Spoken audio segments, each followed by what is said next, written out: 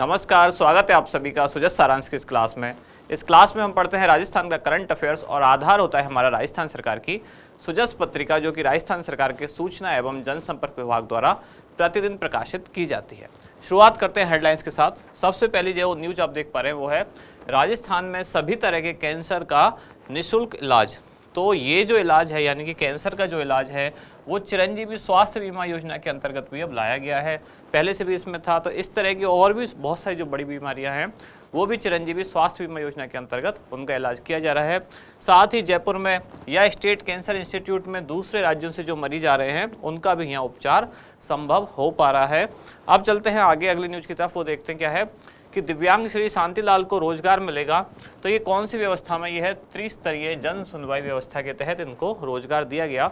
इनके साथ ही दिव्यांगजनों के लिए राज्य सरकार द्वारा एक और कार्यक्रम चलाया जा रहा है जिसका नाम दिया गया मिशन 392, यानी कि जो 392 तहसील है राजस्थान की, तो हर तहसील स्तर पर दिव्यांगजनों की सुनवाई की जाती है, जिसका नाम दिया गया दिव्यांगजन आयुक्त आपके द्वार कार्यक्रम। तो उस तरह से भी यानी उस कार्यक्रम में भी दिव्यांगजनों की सुनवाई होती है और साथ ही जो त्रिस्तरीय जन सुनवाई व्यवस्था है उसके तहत भी सुनवाई की जाती है। इधर आप एक न्यूज़ देख पा रहे हैं, किससे संबंधित है? किसानों से संबंधित एक एडवाइजरी है राज्य सरकार द्वारा। तो जैसा कि इस बार बारिश थोड़ी अच्छी हुई है, तो अच्छी बरसात होने के कारण समय पूर्व थोड़ी सी फसल की बुवाई होनी शुरू हो गई है। तो यूरिया की डिमांड ज़्यादा है और सरकार के पास जो यूरिया उपलब्ध है वो थोड़ा कम है, यानी कि जितनी आपूर्ति चाहिए उतनी है नहीं। तो उसके संबंध में ये एडवाइजरी जारी की गई है। अब बढ़ते हैं आगे अगले पेज की तरफ। यहाँ है मुख्यमंत्री कृषक साथी योजना। इस योजना की घोषणा की गई थी जो बजट 2021-22 था। इस योजना के क्या क्या प्रोविजंस हैं उनको आज डिटेल में देखेंगे। इधर आप देख पा रहे हैं इंदिरा रसोई योजना, तो इसको पहले भी हम 2-3 बार देख चुके हैं। आज इस योजना के बाकी के प्रावधान है वो पढ़ेंगे। अगले पेज पर हम चलते हैं राजीविका सम्मेलन। तो राजीविका के बारे में हमने कल ही पढ़ा था कि कब शुरू हुआ, अक्टूबर 2010 में, वर्ष 2010 में। कहाँ से आज दिया हुआ है? तो बांसवाड़ा से। पूर्व प्रधानमंत्री श्री राजीव गांधी के नाम पर शुरू की गई है योजना, जिसमें हमने 3 शब्द खास पढ़े थे। एक तो राजीविका का जब भी नाम आएगा मतलब ग्रामीण क्षेत्र से संबंधित, दूसरा महिलाओं से संबंधित और तीसरा रोजगार यानी कि आजीविका से संबंधित। ये इसमें खास पॉइंट है। और इधर है यूरिया डीएपी के साथ टैगिंग कर अन्य उत्पाद बेचने पर कार्रवाई होगी।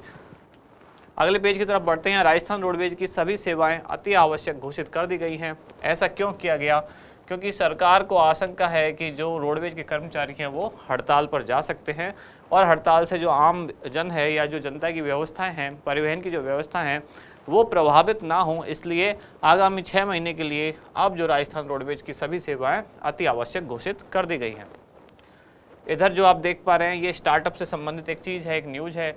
स्टार्टअप्स को लेकर साथ ही डिजिटलाइजेशन या कि इलेक्ट्रॉनिक प्लेटफॉर्म को लेकर सरकार लगातार बहुत ज़्यादा प्रयास कर रही है। और जैसा कि अभी 2 जो है राजस्थान डिजीफेस्ट आयोजित किए गए, एक अगस्त में किया गया जो जयपुर में था और एक अभी संपन्न हुआ यानी नवंबर में जोधपुर में।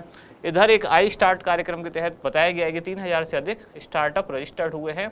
तो आई स्टार्ट कार्यक्रम के बारे में भी आज सामान्य सी जानकारी लेंगे। देखते हैं हमारा इंडेक्स क्या क्या है, कौन सी चीज़ें हैं जिनको हम डिटेल में पढ़ने वाले हैं। ये है मुख्यमंत्री कृषक साथी योजना, दूसरी है आई स्टार्ट कार्यक्रम, तीसरा इंदिरा रसोई योजना और चौथी त्रिस्तरीय जन सुनवाई व्यवस्था। शुरुआत करते हैं सबसे पहले मुख्यमंत्री कृषक साथी योजना। योजना कब शुरू की गई? 24 फरवरी 2021, क्योंकि इसी दिन पेश किया गया राज्य सरकार का बजट जो 2021-22 वाला था। और मुख्यमंत्री ने बजट भाषण के दौरान ये घोषणा की कि ये योजना मैं मुख्यमंत्री कृषक साथी योजना लागू करने की घोषणा करता हूँ। यानी कि योजना कब से शुरू हुई है? 24 फरवरी 2021। और इसका उद्देश्य क्या है? कृषकों तथा पशुपालकों की आय में वृद्धि और उनका समग्र विकास करना या समग्र विकास सुनिश्चित करना। सामान्य सी बात है, मतलब उनकी आजीविका के अवसरों में आय में वृद्धि करना।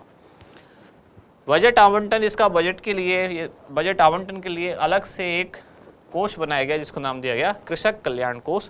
तो उसी के द्वारा इस योजना को बजट प्रदान किया जाता है। विशेषताएं क्या हैं? तो कृषक कल्याण कोष के माध्यम से आगामी 3 वर्षों हेतु, और ये 3 वर्ष कब से गिने जाएंगे? 2021-22 के बजट वाले वर्ष से। आगामी 3 वर्षों हेतु अनुदान आधारित मुख्यमंत्री कृषक साथी योजना लागू की गई। इस योजना के तहत 3 लाख किसानों को निःशुल्क बायो फर्टिलाइजर और बायो एजेंट्स दिए जाएंगे। 1 लाख किसानों के लिए कंपोस्ट यूनिट की स्थापना की जाएगी। अगले पेज पर बढ़ते हैं। 3 लाख किसानों को माइक्रो न्यूट्रिएंट किट दिए जाएंगे। सामान्य सी लाइनें जो केवल फैक्चुअल चीज़ें हैं। 5 लाख किसानों को उन्नत किस्म के बीज वितरित किए जाएंगे। 30,000 किसानों के लिए डिग्गी व फार्म पॉन्ड बनाए जाएंगे। क्या होता है? एक तरह के ऐसे बड़े बड़े गड्ढे यानी कि तालाब जैसे, कच्चे तालाब जैसे, जिसमें कि किसान पानी को स्टोर कर सके और बाद में अपनी फसल के लिए काम में ले सके। 1,20,000 किसानों को स्प्रिंकल व मिनी स्प्रिंकल, इसको एक तरह से आप फव्वारा समझ सकते हैं, वो दिए जाएंगे।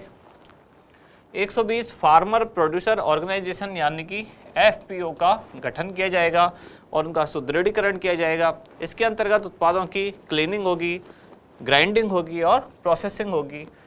इनकी प्रोसेसिंग की इकाइयाँ स्थापित की जाएंगी ताकि किसानों को उनके उत्पादों का उचित मूल्य प्राप्त हो सके। और इन सब कार्यों पर कुल जो बजट है वो कितना है? 2,000 करोड़ रुपए।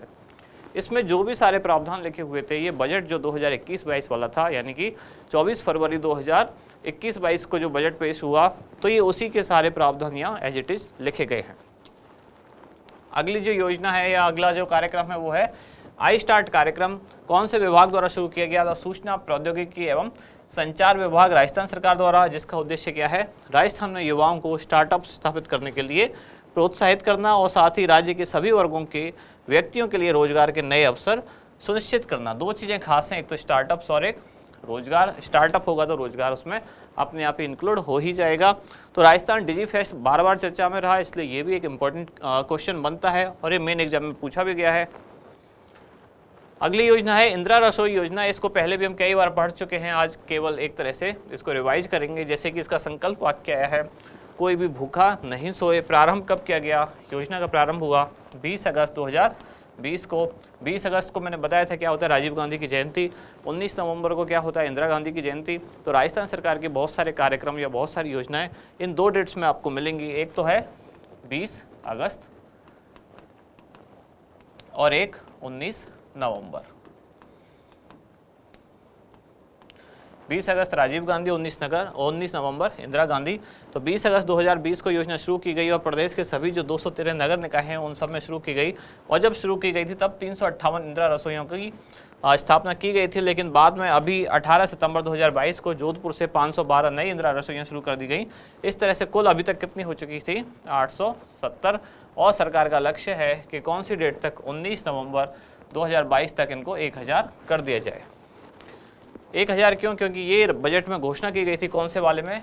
बजट 2022-23 वाले में मुख्यमंत्री द्वारा कोई भी भूखा ना सोए की अवधारणा को साकार करने के लिए 1000 इंदिरा रसोइयों को संचालित करने की घोषणा की गई थी। वर्तमान में संचालित कितनी थी? 358। और इनके साथ नई कितनी जोड़ दी? 512। कुल हो गई 870। अब इनसे भी ज़्यादा कुछ हो चुकी हैं और 1000 अब ये होने की ओर हैं। प्रमुख विशेषताएं क्या हैं? इसमें 8 रुपये में शुद्ध, ताज़ा एवं पौष्टिक भोजन मिलता है। इस 8 रुपये में 17 रुपये जो थाली है वो अनुदान दिया जाता है सरकार द्वारा। यानी कि थाली की कुल कीमत कितनी होती है? तो 8 रुपये व्यक्ति द्वारा और 17 रुपये उसमें सरकार के होते हैं, यानी कि कुल कीमत होती है 25 रुपये, जिसमें से लाभार्थी को केवल 8 रुपये देने होते हैं। 17 रुपये सरकार द्वारा खुद भरे जाते हैं।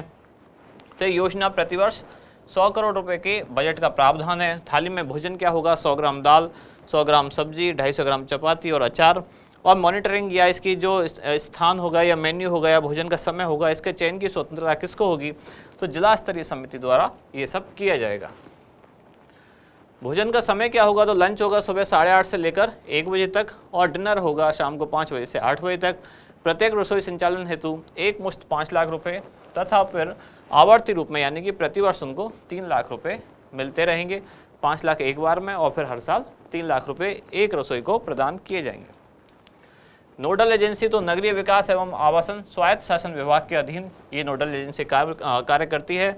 मॉनिटरिंग यानी कि संचालन इसका किसके द्वारा किया जाएगा? तो जिला और राज्य स्तरीय जो समितियां होंगी, प्रबंधन व मॉनिटरिंग समिति, वो इसका संचालन करेंगी और स्थायी एजेंडा के माध्यम से भोजन की नियमित समीक्षा की जाएगी।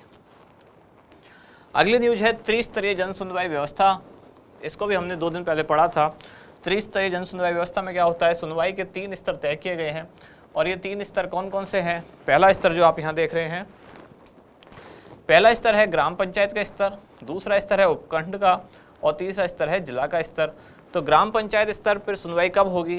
तो हर महीने के पहले गुरुवार को, उपखंड स्तर पर दूसरे गुरुवार को और जिला स्तर पर तीसरे गुरुवार को।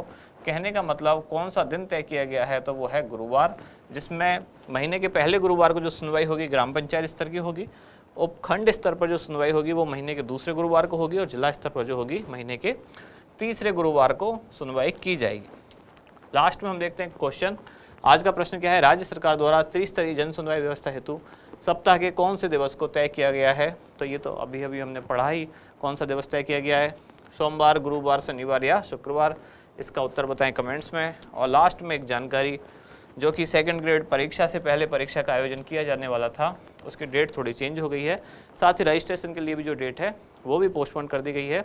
तो अब 27 नवंबर को एग्ज़ाम होगा और 23 नवंबर तक आप रजिस्ट्रेशन कर सकते हैं। और अभी तक भी अगर आपने नहीं किया है और कराना चाहते हैं तो या तो आप QR कोड को स्कैन करके कर सकते हैं या फिर वेबसाइट पर जाके कर सकते हैं।